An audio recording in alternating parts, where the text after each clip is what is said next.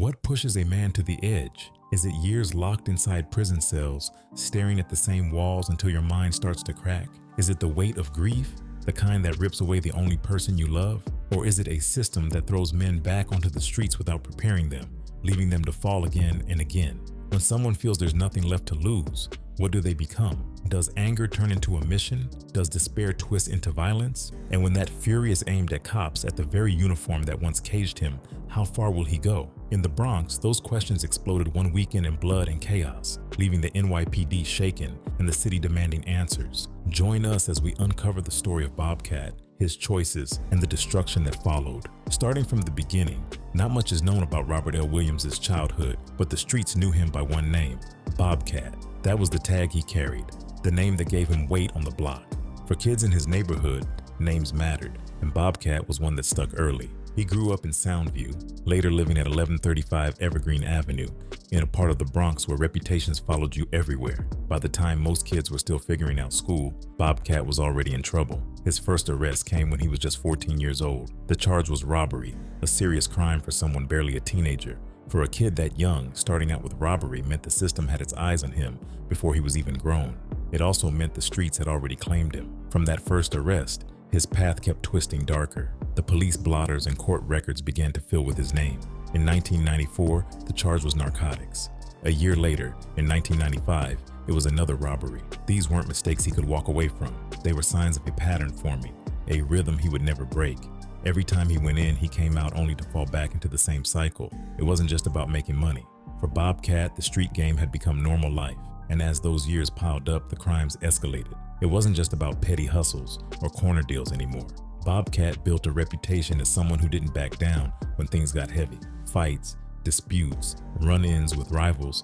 He had a name as someone who would step into the fire instead of stepping back. By his 20s, prison and parole had already become part of his routine. Go inside, serve the time, come home, hit the block, and eventually land back in the system. That revolving door became the story of his young adult life. But in 2002, everything changed. That year, the violence reached a peak that even the streets couldn't ignore. Williams shot at a man during an argument, then carjacked a woman in his escape. The chase didn't stop there. When police tried to take him down, he turned his gun on them too. Shots rang out between Bobcat and the NYPD, and the line most men never dared to cross, firing directly at officers, was crossed without hesitation. That day sealed his fate. Once bullets flew at cops, there was no way back. The courts came down hard, and this time there was no short bid waiting for him. He was hit with an attempted murder conviction, and the sentence meant more than a decade behind bars. The papers wrote about him, the cops remembered him, and his name became tied forever to the man who had pulled a gun on police in a shootout.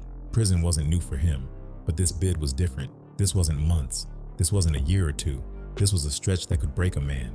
Years that could swallow entire chapters of a life. Behind those walls, Bobcat did what he always did. He kept his rep alive. Inside, names mattered just as much as they did on the streets. He was known as a man with a violent past, someone who had taken it all the way with the NYPD and survived. That reputation gave him status, but it also brought pressure. He was said to be tied to the Bloods, and with that came protection, but also politics, obligations, and the constant threat of enemies both inside and out. However, that association was never confirmed. The prison yard wasn't a place for weakness, and Bobcat had to keep proving himself day after day. 18 years behind bars is enough to change anyone. For Williams, it was a lifetime carved into steel and concrete. Every day inside was about survival, watching his back, holding his ground, and never letting anyone think he was soft. Inmates respected him because of his past, but respect inside a maximum security prison is never permanent. It's tested, challenged, and often paid for in blood. The man who had once been just another kid from Evergreen Avenue was now a marked figure, known not just for robberies or narcotics, but for going toe-to-toe with cops in a shootout. His name carried weight, but that weight came with a cost. And as the years dragged on, Bobcat's identity became inseparable from violence, from prison, and from the choices that had locked him into that world. In early 2017, at the age of 43, Robert L. Williams walked out of Elmira State Prison. 15 years inside had come to an end. For the first time in over a decade, he was a free man. The streets had changed, but so had he. He talked about reconnecting with his teenage son, spending time with family, trying to build something after all those wasted years. But the pull of old habits, old demons, never really disappeared. He might have walked out with intentions, but his past was always waiting. While out of prison, Williams had a son, Robert B.J. Williams Jr. To those who knew him, B.J. was a bright kid, the kind of young man people thought would break away from the cycle. He was smart, a good student, and talented on the basketball court. By 2017, BJ graduated high school, ready for college, ready to live a life far different from his father's. For Williams, BJ was that glimmer of hope, a reason to stay straight, maybe even a second chance at something good. But life had other plans. On June 23, 2018, tragedy ripped everything apart. BJ was only 18 when he accidentally shot himself. A friend had handed him a gun, and as he fumbled it, the shot went off. Just like that, his life was gone. Friends and family remembered him as a good kid with a future ahead, but the streets took another one. For Williams, the loss wasn't just painful, it shattered him. His son's death cut deeper than any prison sentence, and that pain pushed him into darker corners. After BJ's death, Williams' world collapsed. He turned heavy to PCP, angel dust, a drug that twisted his mind even more. The high was reckless, the lows were destructive. In November 2018, he was busted again. Drug possession, DUI, and resisting arrest. The cops had to jolt him with a stun gun during the DWI arrest. That incident planted a seed of hate in him that only grew stronger. At the time, prosecutors asked for $2,000 in bail, but a judge released him on his own recognizance. That 2018 arrest had sent Williams back to Rikers Island for parole violations, but he was released again in January 2019. He never stabilized. His grandmother begged him to get help, to find treatment, but he never listened. He drifted between odd jobs, unstable living, and the drug haze that kept pulling him under. Williams' story had become a cycle. Crime had been the only constant. His violent past haunted him, his son's death crushed him, and the drugs finished what was left. Every step forward ended with another fall. By the time he was back on the streets in 2019, his hate for the police was burning hot. Every arrest, every taser, every court date had built a grudge. And soon, that grudge would explode into something the city hadn't seen in years. The first signs of what was coming showed up just days before the rampage. On February 4th, 2020, Robert Williams was found outside a Bronx gas station, sick and weak. He told the cops that rolled up that he had high blood pressure, and they rushed him to the hospital. He was treated, stabilized, and released back onto the streets. It looked like just another routine medical call, but it was more than that. For Williams, this was the calm before the storm. He had been spiraling for years after losing his son and carrying a bitterness in him. 4 days later, that poison turned into action. He didn't hide it. He wasn't nervous. He was ready. The Bronx was about to see blood spilled, and he was the one holding the trigger. By the evening of Saturday, February 8th, the streets of Hunts Point were alive the way only the Bronx can be on a weekend. But while dealers and hustlers moved their business and families ducked into corner bodegas, Williams was already plotting. Around 8:30 p.m., he walked up 906 Simpson Street, where a marked NYPD van was parked. 2 cops sat inside on watch, keeping an eye out for drug traffic and shootings that had been heating up the block. To them, it was another shift. To Williams, it was the perfect setup. He strolled up casual, blending in with the neighborhood, looking like just another face in the crowd. Williams walked right up to the van window, cool and steady. He leaned in like he needed help, asking the officers for directions. The cops didn't think twice. They were used to locals coming up to ask for something, but this wasn't an innocent question. This was a trap. The second he had their attention, Williams pulled out a 9mm pistol and opened fire point blank into the vehicle. Bullets shattered the quiet night. One shot tore into Officer Paul Straffolino, hitting him in the chin and neck. The bullet came so close to his carotid artery that it nearly ended him right there. The whole attack lasted seconds, but it flipped the block upside down. The van shook as shots ripped through it. Straffolino's partner, Brian Hanlon, slammed the gas, flooring the vehicle out of the kill zone. Blood poured down the officer's neck, but survival instincts took over. The police ride screeched down the street, racing toward Lincoln Hospital. Williams had come within inches of taking a cop's life, but luck and timing spared Straffolino. Surveillance cameras caught Williams standing in the night, his arm outstretched, pointing at the van as it fled. He didn't panic. He didn't run wild. He just fired, then melted into the Bronx darkness. The NYPD had a manhunt on its hands, but nobody knew this was only the opening act. After unloading bullets into the police van, Williams didn't hide. He didn't run to another borough or stash the gun. He did something colder. He walked a block away and ordered Chinese food like nothing happened. A prosecutor later told the court he shot a cop, then ordered dinner. That detail hit hard because it showed the mindset. He wasn't shaken. He wasn't scared. He was calm. For Williams, it wasn't even finished. Word spread quick. A cop had just been shot in a marked van. The Bronx lit up with sirens. Precincts across the city tightened their guard. Officers flooded the streets, looking for the shooter. Commanders knew they had someone bold enough to ambush NYPD officers in their vehicle. For the rank and file, it was personal. It wasn't about chasing down a stick-up kid or a dealer. This was war. But while the NYPD scrambled, Williams was already planning the next hit. The police thought the hunt was on. They didn't realize their prey was getting ready to walk straight into their house. Only 12 hours later, on the morning of Sunday, February 9th, 2020, Williams came back for more. Around 8 a.m., the Hunts Point neighborhood was just waking up. Inside the 41st precinct on Longwood Avenue, cops and civilian staff were beginning another shift. Paperwork stacking, phones ringing, the routine of the job. Nobody in that building expected the man who had just shot an officer the night before to walk straight through their front door. But that's exactly what happened. Williams entered the 41st like he belonged there. Cameras caught him walking in dressed in a purple and gold hoodie, moving calm, almost casual. He wasn't sneaking. He wasn't rushing. He looked around the lobby like he was just scoping out the room. But behind that calm face, he had one mission: to spill more blood. Without a word, he pulled out his pistol and started firing. The first shots exploded across the lobby. Officers and staff scrambled for cover, the sound of gunfire bouncing off the walls. In those seconds, the safe space of a precinct turned into a battlefield. Lieutenant Jose Gautreau took a bullet in his arm. Another officer was hurt in the chaos, even a civilian employee. Paperwork flew, chairs fell, and cops ducked behind counters and walls as Williams kept firing. It wasn't random. It was close range, straight at uniforms. He wasn't robbing. He wasn't hustling. He was there to kill. This is not a crime gone bad. This is not a liquor store robbery interrupted. This is a premeditated assassination attempt. Police Commissioner Dermot Shea told reporters later that day. His words weren't exaggeration. Williams had walked in with no mask, no escape plan, no fear, and fired at cops inside their own house. For the NYPD, it was a statement. Inside the 41st, panic mixed with anger. Officers who had spent the night hunting for the suspect were now dodging his bullets. The man they were chasing had come to them. One second the precinct was normal, the next second it was under siege. The sound of shots, the smell of gunpowder, and the sight of blood on the floor sent the message clear. Williams was declaring open war on the NYPD, but just as quick as it started, the fire ended. Williams emptied his clip and the gun clicked dry. The bravado was gone. He laid down on the floor, sliding the weapon across to the officers at the far end of the room. He had walked in like a soldier, but now he surrendered like a coward. Commissioner Shea put it bluntly. This coward immediately laid down, but only after he ran out of bullets. Cops swarmed him, cuffing him right there on the precinct floor. He was dragged out of the same station he had stormed. His plan over in less than minutes. Nobody had been killed.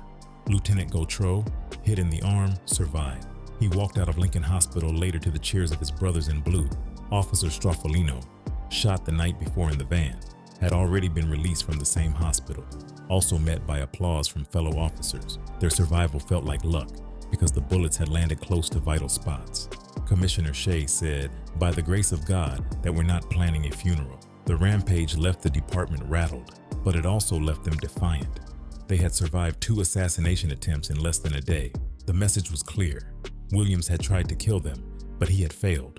For the NYPD, that survival turned into fuel. They weren't just chasing a suspect now. They were standing against a man who had dared to take the fight into their own house. From the first shot at Simpson Avenue to the last bullet in the 41st precinct lobby, only 12 hours had passed. In half a day, Robert Williams had turned New York City upside down.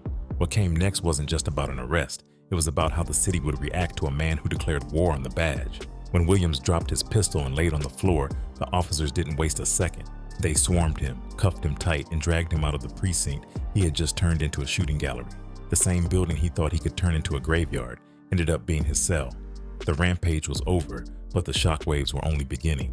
Williams didn't show regret. He didn't apologize. At the hospital, while under guard, he looked at one of the officers and promised more violence. "I'm going to shoot you when I get out," he said. The threat was cold, straight to the point. It showed what was in his head. This wasn't about fear or desperation. It was about hate.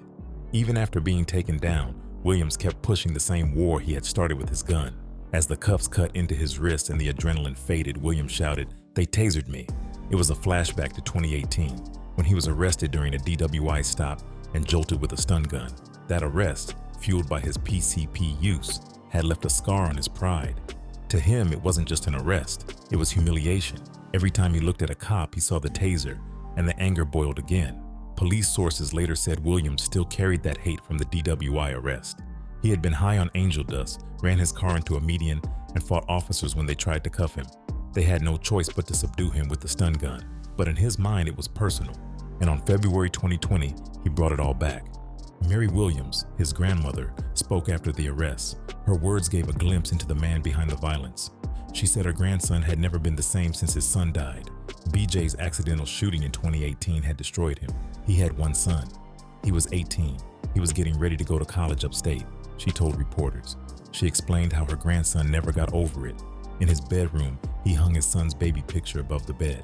She believed the grief pushed him into heavy drugs, saying, "I think that was his downfall." Family members described the shrine Williams built for BJ, a candle always lit.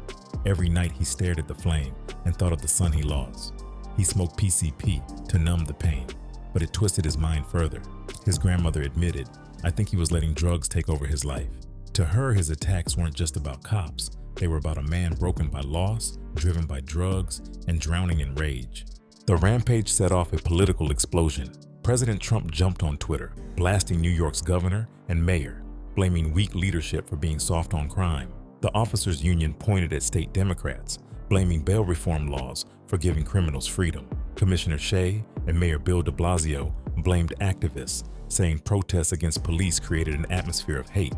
"Anyone who spews hatred at our officers is aiding and abetting this kind of atmosphere," the mayor said. "You can protest whatever you believe in, but you cannot vilely attack those who are here to protect us." The timing made it worse. Just a week before the shootings, hundreds had gathered inside Grand Central Terminal to protest Governor Andrew Cuomo's plan to add 500 more officers to the subway. Chants and insults against cops filled the station. Now, with Williams' attacks fresh, leaders blamed the protests for fueling anti-police sentiment. Commissioner Shea said, "Everyone should be speaking out against this, and you have to be careful about the words you use, because words matter and words affect people's behavior." His message was clear. What happened in the Bronx wasn't just about one man. It was about the climate of hate building against cops. For the NYPD, the attacks brought back dark memories.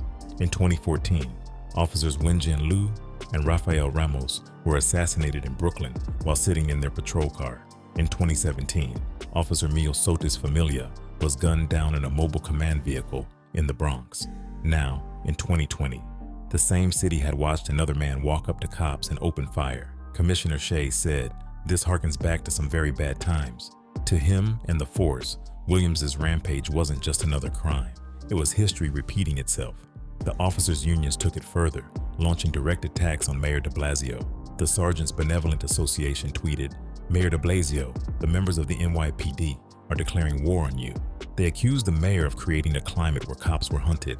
City Hall fired back, calling the statement absolutely reprehensible. The mayor defended himself, saying he had always supported the NYPD, but the damage was done. The political war over crime and policing now burned alongside the physical war Williams had brought to the Bronx. By Monday, February 10th, just one day after the second shooting, Williams stood in Bronx criminal court, his face swollen from the beating he took during the arrest. The courtroom was packed, filled with police officers and union leaders who wanted to see the man who had tried to kill their own.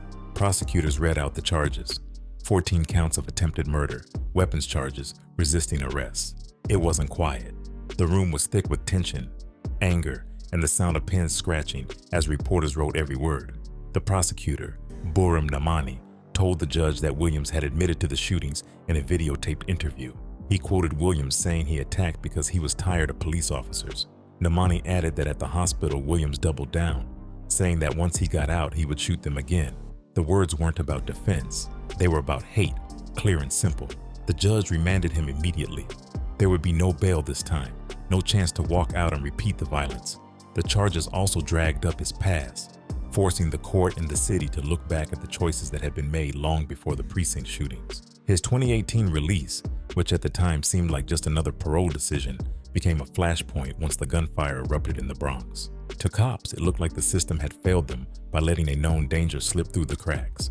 To politicians, it became proof that the laws were too soft, that violent men were being given freedom they didn't deserve. In their eyes, the case of Robert Williams was no accident. It was the result of a system that had allowed a dangerous man to walk free. And now, years later, the cost of that decision had been measured in blood and fear. The shootings left the NYPD shaken, but also on high alert. Commissioner Dermot Shea sent out a memo reminding the officers of their strength and praising it. His words were sharp, and they carried the weight of fresh blood spilled. "I'm aware of the dangers you face each and every day you put on that uniform," he wrote. "We have a tough and dangerous job. I appreciate it." The reminder was chilling because the threat hadn't come from a shadowed alley or a gang ambush in the street. It had come from inside their house. A man had walked calmly through the doors of the 41st precinct, lifted a gun, and opened fire. For officers who had always thought of their precinct as a place of safety, the attack cut deeper than any street corner shootout. The story of the Bronx rampage spread fast, carried across television screens and headlines that screamed "assassination attempt." Photos of flashing lights outside the 41st flooded news outlets. Video clips of Robert Williams entering the precinct, his arm rising to fire shots, played again and again. For the public, it was shocking. For the NYPD, it was personal. Officers weren't just being hunted in their cars or on patrol anymore. They had been targeted in their own station house, a place that was supposed to be untouchable. In the days that followed, Robert Williams, then 45 years old, was arraigned on a string of charges for what prosecutors described as premeditated assassination attempts against police officers. At the time, he pleaded not guilty to the criminal counts, a list that included 14 attempted murder charges stemming from both shootings. The judge remanded him into custody without hesitation, ensuring he would not walk free as the case wound its way through the courts. The weight of the charges reflected the severity of his actions, opening fire on officers not once, but twice in less than 12 hours. The details of those attacks were laid out in stark detail. Investigators also traced Williams' movements leading up to the attack. A woman who had allegedly dropped him off near the precinct was quickly identified and brought in for questioning. She was not treated as a suspect, and police later confirmed she was being considered a witness. The decision to release her underlined the belief that she had not known what Williams was planning when he bolted from the car and stormed the precinct. The case wasn't just about charges or sentences. It was about a city reckoning with the idea that no place was safe when rage, grief, and hate turned into bullets. 3 years after the Bronx lit up with gunfire, Robert Williams, the man everyone now knew as the precinct shooter, stood in Bronx criminal court to face the full weight of his choices. It was August 31st, 2023, and the air in the courtroom was thick with tension. This wasn't just another criminal case on the docket. When Williams entered the courtroom, the scene immediately shifted. Dozens of NYPD officers filled the benches. They weren't there as casual observers. They were there as a wall of blue, as a statement that the uniform stood together. They came for Officer Paul Straffolino. They came for Officer Brian Hanlon. They came for Lieutenant Jose Gautreaux. And they came for themselves, for every cop who had wondered if they too could become a target. The weight of their presence made it clear that this trial wasn't just about one man. It was about sending a message. Williams was brought in handcuffed, shackled, and dressed in khaki jail clothes. Time had passed since his arrest, but his body still showed the echoes of that violent day. He looked battered from the struggle years earlier, yet his eyes still carried the same defiance that had defined him in 2020. He didn't look like a man seeking forgiveness. He looked like someone bracing against the system he had fought his entire life. Then came the words that ended any chance of a drawn-out trial. Williams pleaded guilty to 2 counts of attempted murder in the first degree. With those words, he gave up his right to a jury. No drawn-out questioning, no desperate appeals to the public, no drama of witnesses called to the stand, just a straight plea. He admitted his guilt in open court, and that single admission sealed his fate. Each count carried a sentence of more than 2 decades to life. The court ruled that both sentences would run at the same time, not one after another. Even so, the message was clear. Robert Williams would spend decades locked inside a cell. The Bronx District Attorney's Office said it plainly. His war on the NYPD had ended with iron bars. The prosecutors took time to lay out the charges again, reopening wounds that had barely healed. The story of February 8th and 9, 2020 was repeated step by step. The story was retold like a scar being ripped open, forcing everyone to relive the fear and blood of that weekend. The court also revisited his long history because the story of February 2020 didn't start there. It started years before. Williams had already served 15 years in prison for a 2002 shootout with police, an incident that showed he had been violent long before the precinct ambush. In 2017, he walked out of Elmira State Prison on parole. That release should have been a chance for redemption, a chance to reconnect with his teenage son and rebuild a life. By 2018, he was high on PCP and arrested for DWI. Every step of his post-prison life showed a man consumed by rage, addiction, and grief. The court heard it all. For the judge and the prosecutors, his history explained how he had gotten there, but it didn't excuse it. By September the 29th, 2023, the case had shifted into Bronx Supreme Court. Williams entered again, shackled and heavily guarded. The room was even more crowded this time. Families of the wounded officers sat alongside reporters, supporters, and rows of officers filling the benches. It felt less like a trial and more like a reckoning. The guilty plea had already been entered.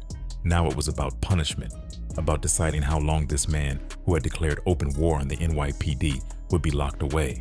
To those officers, Bobcat wasn't a man who had lost his way. He was a predator, someone who had ambushed their brothers in uniform. The place for him wasn't the streets, it was a cell. When it was Williams's turn, the courtroom braced. Would he beg for forgiveness? Would he show remorse? He didn't.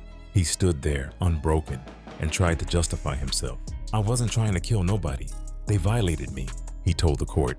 He pointed back to the 2018 taser incident, saying the police had beaten him and humiliated him, that his anger had been building for years. He admitted that he had bought the gun long before, because of past incidents with police. He even confessed that when he entered the precinct lobby that morning in February 2020, his thought was simple: just kill me. His words cut through the courtroom like a blade, but they weren't words of regret. They were defiance mixed with despair, the voice of a man who had long stopped caring about his own life. Judge Ralph Fabrizio listened carefully, but when he responded, his tone was firm and unmoved. He looked directly at Williams and said, "There's never an excuse, and this is not an excuse. Your actions are inexcusable." The judge wasn't swayed by talk of tasers or past grudges. He didn't care about Williams' claim that he hadn't meant to kill.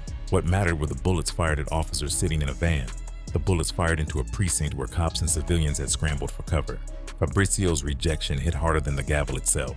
It was the final confirmation that Williams' words would carry no weight. At the sentencing hearing, the voice that felt the most personal came from Officer Brian Hanlon, the partner and best friend of Paul Straffolino, the cop who had nearly died in that Bronx van.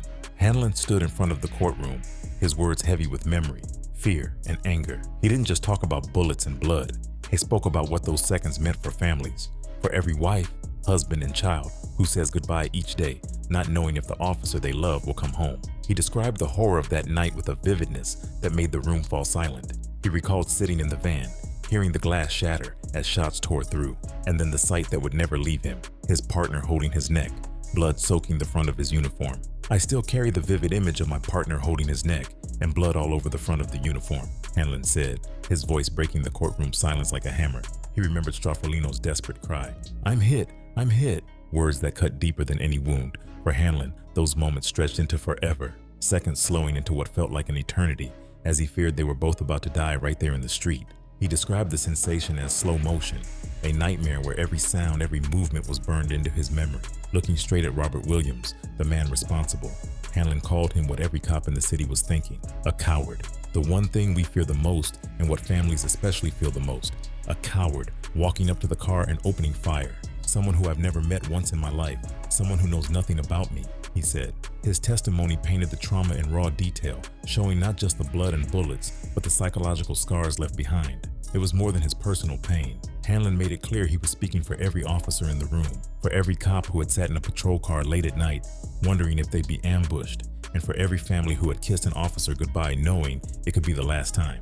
He didn't stop with the memory. He turned it into a curse aimed directly at Williams. Looking him dead in the eyes, he said, "I hope you wake up miserable every single day." The words weren't theatrical. They were real, born from trauma that never heals. For Hanlon, there would be no forgetting, no moving on.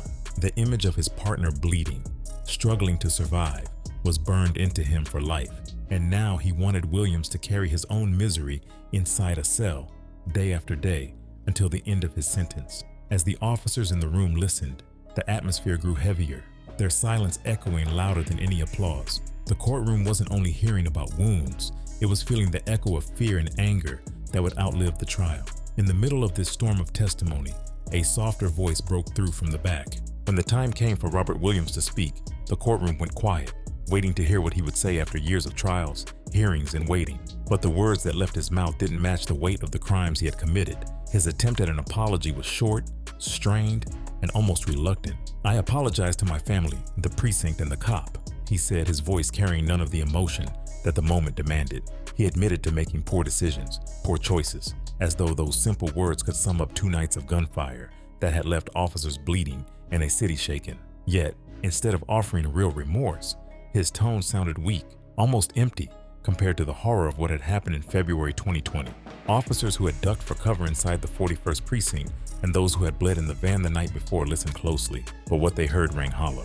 The apology felt like words read from a script, too thin to mean anything.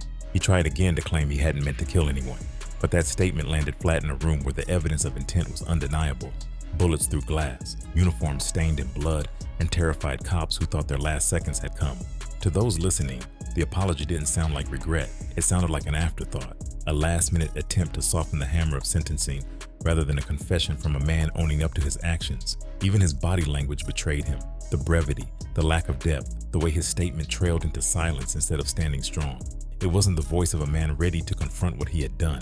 It was the voice of someone trying to make the moment pass quicker. For the officers present, for the families who had lived with trauma since that weekend, his apology was a weak echo against the raw testimony they had just heard, a hollow sound in a courtroom still heavy with the memory of gunfire. When the sentencing moment arrived, Judge Ralph Fabrizio brought it all together with a single line that echoed through the courtroom like a hammer. When you attack a police officer, you attack everyone. His words weren't meant for Williams alone, but for everyone listening, and for the city beyond those walls. To Fabrizio, this case wasn't just about bullets ripping through a van in Hunts Point or chaos erupting inside the 41st Precinct lobby. It was about an assault on the rule of law itself, a strike at the very heart of society. The courtroom felt the weight of that statement, heavy and final, as he handed down the official sentence, 23 years to life.